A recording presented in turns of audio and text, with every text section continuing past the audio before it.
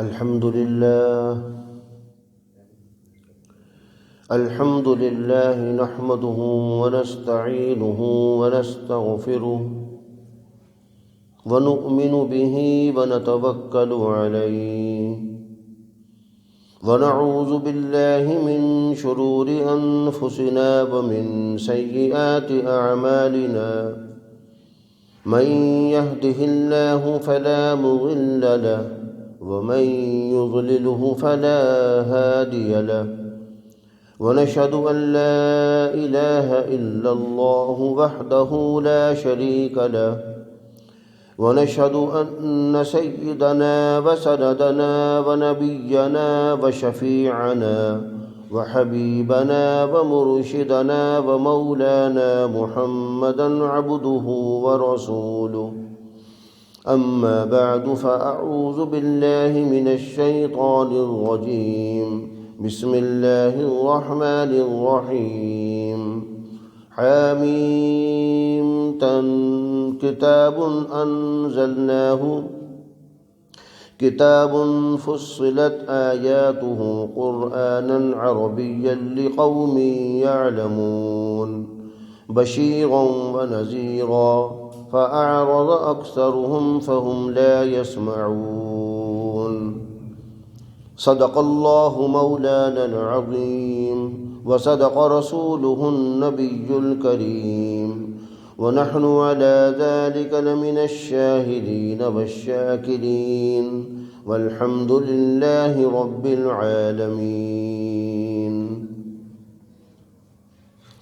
اللهم صل على محمد وعلى آل محمد كما صليت على إبراهيم وعلى آل إبراهيم إنك حميد مجيد اللهم بارك على محمد وعلى آل محمد كما باركت على إبراهيم وعلى آل إبراهيم إنك حميد مجيد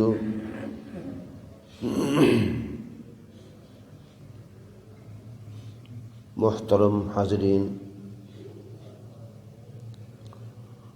قیامت کا قریب زمانہ ہوگا۔ حضور سرور کائنات صلی اللہ علیہ وسلم نے ارشاد فرمایا،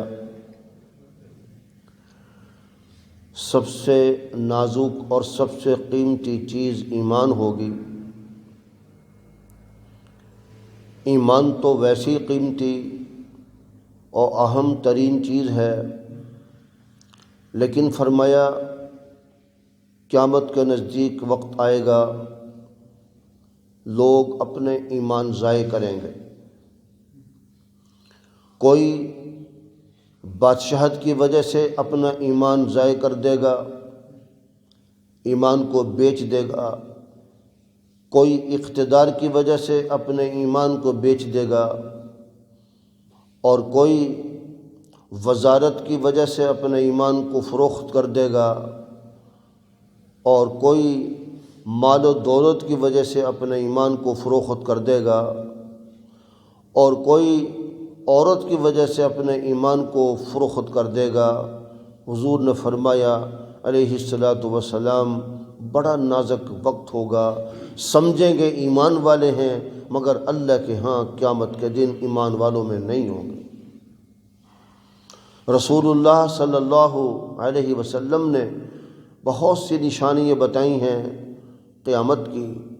ایک دن حضور نبی کریم صلی اللہ علیہ وسلم تشریف فرماتے مسجد حرام میں۔ آپ کا چچا عتبہ بن ربیعہ بھی مسجد حرام میں بیت اللہ کے قریب بیٹھا ہوا تھا، اور سرداران قریش کا بڑا سردار تھا عتبہ بن ربیعہ۔ بہت سے لوگ قریش کے خاندان کے بھی اس کے پاس موجود تھے۔ حضور نبی کریم صلی اللہ علیہ وسلم ایک گوشہ میں تشریف فرما تھے۔ عتبہ نے کہا اپنے ساتھیوں کو، قریش خاندان کے جو ساتھی تھے، کہ کیا میں آج محمد سے جا کر کوئی بات نہ کروں؟ صلی اللہ علیہ وسلم۔ میرے بھائیوں بزرگوں، یہ وہ زمانہ تھا جب رسول اللہ صلی اللہ علیہ وسلم کلمہ کی تحریک چلا رہے تھے، قولوا لا الہ الا اللہ تفلحون کی تحریک چلا رہے تھے، اور اسلام کو قوت ملتی جا رہی تھی۔ مکہ کی یہ وہ زندگی ہے جو 13 سالہ کھٹن کی زندگی ہے، اسی میں رسول اللہ صلی اللہ علیہ وسلم نے یہ تحریک چلائی اور انقلاب پیدا کر دیا۔ اسی دور میں، اسی وقت میں، انہی حالات میں ابھی قریب حضرت عمر بن خطاب رضی اللہ تعالیٰ عنہ ایمان لا چکے تھے کہ کمر ٹوٹ گئی تھی، اور ان کے بعد حضرت امیر حمزہ رضی اللہ تعالیٰ عنہ بھی ایمان لا چکے تھے، تو بالکل ہی کمر ٹوٹ گئی مشرکین کے اور قریش خاندان کی۔ اب ہم کیا کریں کہ جو محمد صلی اللہ علیہ وسلم کا کلام سنتے ہیں، جو ان کا قرآن سنتے ہیں اور جو ان کی دعوت سنتے ہیں، وہ ان کے ہو کر رہ جاتے ہیں، ان کے قدموں میں بیٹھ جاتے ہیں، وہ کلمہ لا الہ الا اللہ پڑھ لیتے ہیں، کیا علاج کریں؟ عتبہ کہنے لگا میں اس بارے میں جا کر بات نہ کروں، محمد وہ بیٹھے ہوئے ہیں گوشے میں، آج کوئی بات کروں اور کوئی ایسی بات ہو کہ جس کی وجہ سے اپنی تحریک بند کر دیں، کلمے کی تبلیغ بند کر دیں۔ تمام قریش جو بیٹھے ہوئے تھے کہنے کہ بالکل جائیں، بہت اچھی بات ہے، بہت اچھا مشورہ ہے، ضرور جائیں۔ بہرحال عتبہ بن ربیعہ حضور سرور کائنات صلی اللہ علیہ وسلم کی خدمت میں گیا اور جا کر کہا اجازت ہو تو میں بیٹھ جاؤں، اجازت ہو تو کچھ بات کرنا چاہتا ہوں، بات کروں، اجازت ہو تو کچھ سنانا چاہتا ہوں، آپ سن لیں گے؟ حضور نے فرمایا علیہ الصلاۃ والسلام ضرور سنوں گا، آپ بیٹھیے، آپ کہیے میں ضرور سنوں گا۔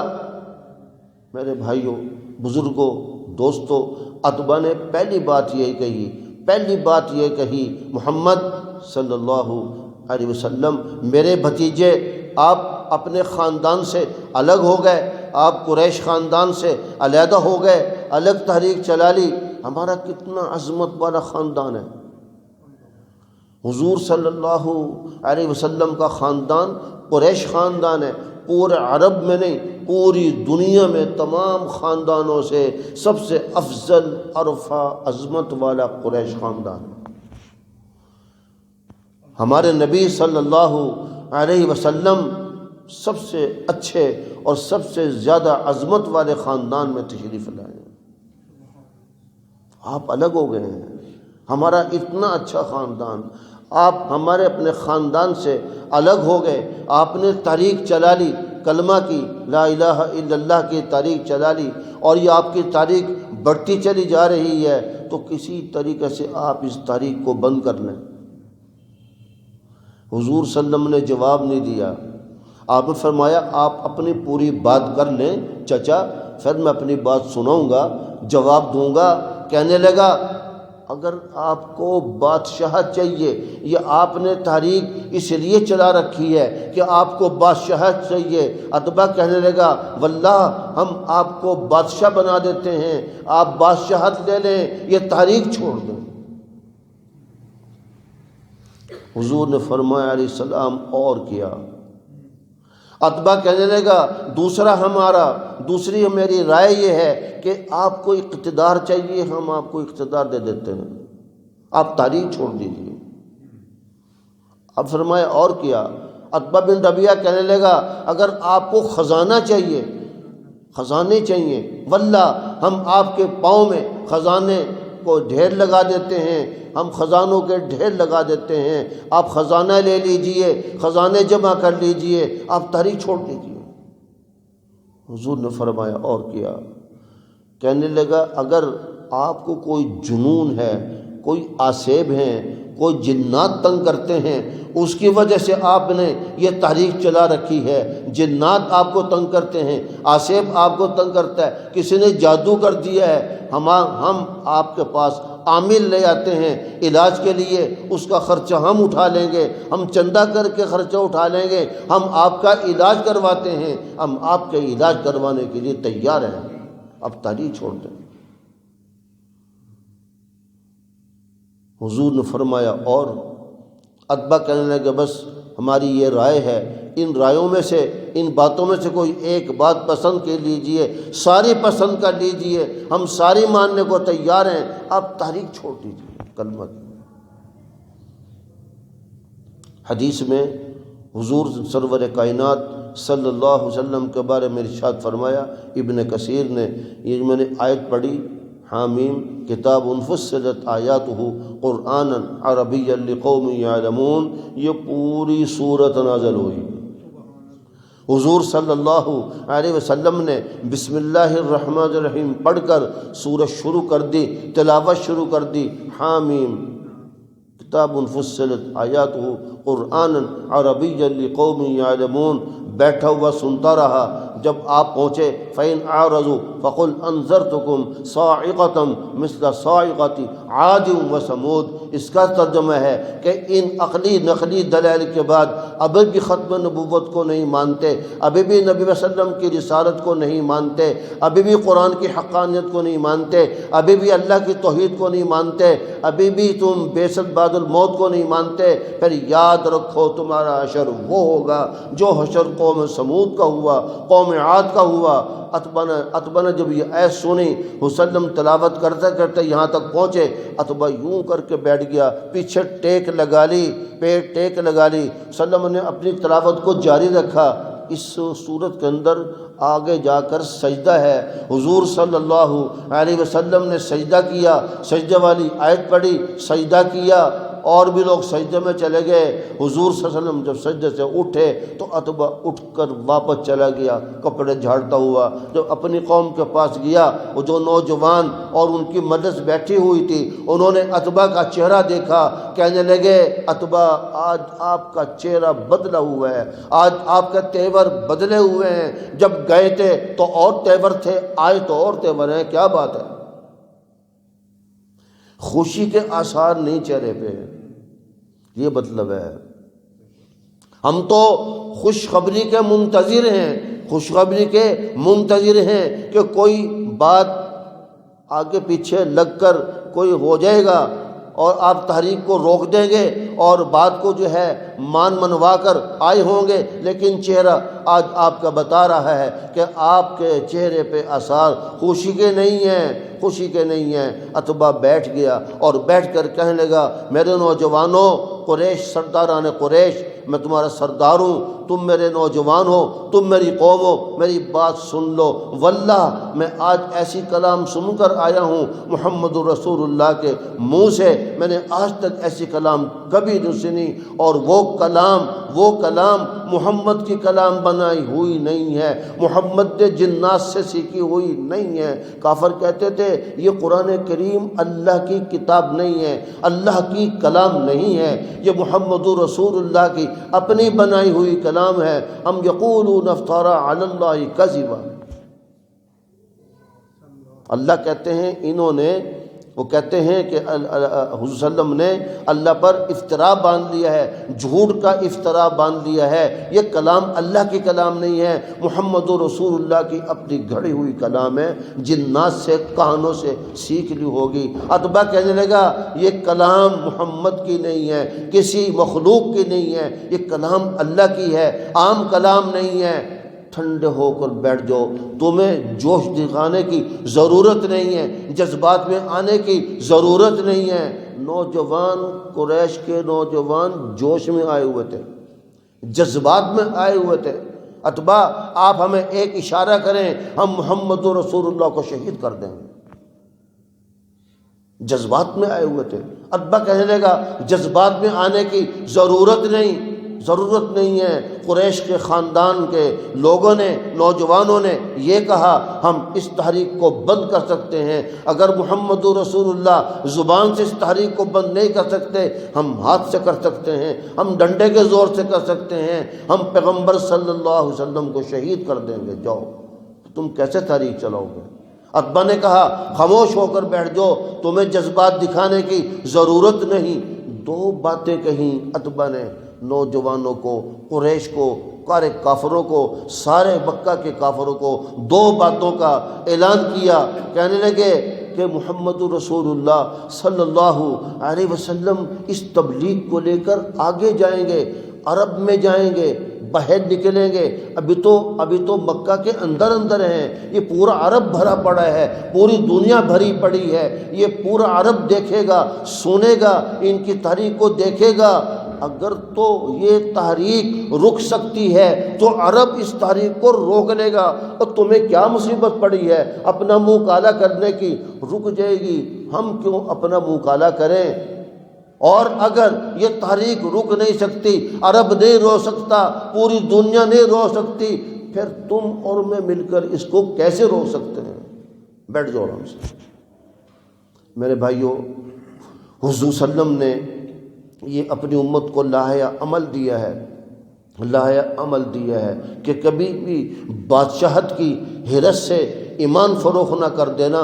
میں نے اپنا ایمان فروخت نہیں کیا، مجھے کافروں نے بادشاہت کی حرص دی، بادشاہت کی مجھے حرص دی، اقتدار میرے آگے کیا، اقتدار مجھے پیش کیا۔ ایمان فروخت کرنے کے لیے بک نہ جانا، اپنا ایمان فروخت نہ کر دینا، اور مال کی دولت کی مجھے حرص دی، مجھے پیشکش کی۔ امت کو آپ نے سبق دیا کہ مال کے آگے ایمان فروخت نہ کر دینا، کسی اور وجہ سے روب میں کسی آ کر اپنا ایمان فروخت نہ کر دینا۔ حضور نبی کریم صلی اللہ تعالی علیہ وسلم نے پوری سورت تلاوت فرمائی۔ عتبہ اپنے قریش ساتھیوں کو لے کر وہاں سے اٹھ کر چلا گیا اور پورے مکہ کے اندر یہ بات گھما دی، اس نے اعلان کر دیا۔ اس کے بعد رسول اللہ صلی اللہ علیہ وسلم کو پھر کسی نے تنگ نہیں کیا۔ جب امیر حمزہ ایمان لائے ہیں رضی اللہ تعالیٰ عنہ، اللہ سے دعا کریں آج ہم جس دور میں گزر رہے ہیں، آج مسلمانوں کا ایمان فروخت ہو رہا ہے، آج مسلمانوں کے ایمانوں کو خریدا جا رہا ہے، آج مسلمان اپنے ایمان کو فروخت کر رہا ہے۔ ایک جھوٹ بول کر ایمان بیچ رہا ہے، جھوٹ بول دیا، ایمان بیچ دیا، گڑبڑ کر دی، کسی چیز کے اندر ملاوٹ کر دی، ایمان بیچ دیا، جھوٹ بول کر چیز بیچ دی، ایمان بیچ دیا، اس کو بھی ایمان بیچنا کہتے ہیں۔ جھوٹی قسم کھا لی، اس کو بھی ایمان بیچنا کہتے ہیں۔ آج کس انداز سے مسلمان اپنا ایمان بیچ رہا ہے؟ اگر آپ دنیا میں چل پھر کر دیکھیں تو لوگ لڑکیوں کے ذریعے ایمان خرید رہے ہیں لوگوں کا، اور ملازمتوں کے ذریعے ایمان خرید رہے ہیں لوگوں کا، کسی کو وزارت کی حرص دے کر ایمان لوگوں کا خرید رہے ہیں۔ کس انداز سے لوگوں کا ایمان بیچ رہے ہیں۔ آج میرے بھائیوں ایمان کا بہت زیادہ خطرہ ہے، ایمان پر ڈاکہ جا رہا ہے، ایمان پر ڈاکے ڈالے جا رہے ہیں مختلف طریقے سے، مختلف انداز سے۔ اللہ سے دعا کریں رب تعالیٰ مسلمانوں پر رحم فرما دے، اعمال صالحہ کی اور سیدھے راستے آنے کی توفیق عطا فرمائے۔ سبحانک اللہم و بحمدک، اشہد ان لا الہ الا انت، استغفرک و اتوب الیک۔